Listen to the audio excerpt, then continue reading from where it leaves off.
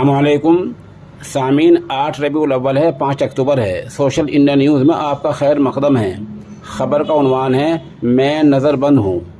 ये दावा किया है जम्मू कश्मीर की साबिक़ वज़ीर आला महबूबा मुफ्ती ने।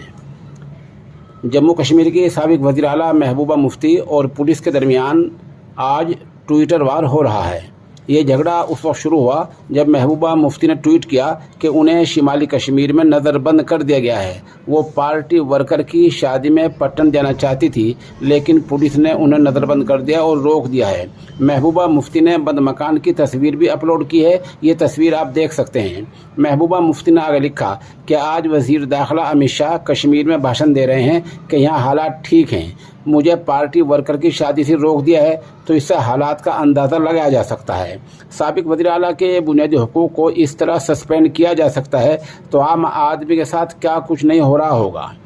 दूसरी तरफ पुलिस ने ठीक 40 मिनट बाद महबूबा मुफ्ती के ट्वीट का जवाब दिया है और दावा किया है कि उनके पटन सफ़र पर कोई पाबंदी नहीं है, वो कहीं भी जा सकती हैं। पुलिस ने यह भी लिखा कि महबूबा मुफ्ती ने खुद ही दरवाज़ा बंद कर रखा है, वो झूठ बोल रही हैं।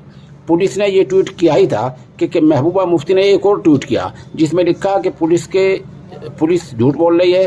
पुलिस के ट्वीट का खंडन करते हुए, तरदीद करते हुए उन्होंने लिखा कि एसपी बारामूला ने रात ही उन्हें इत्तला दी थी कि उन्हें सफ़र करने की इजाज़त नहीं दी जाएगी। महबूबा मुफ्ती ने आगे कहा कि पुलिस वाले झूठ बोल रहे हैं। अब इस बात की तस्दीक होनी चाहिए कि झूठ कौन बोल रहा है।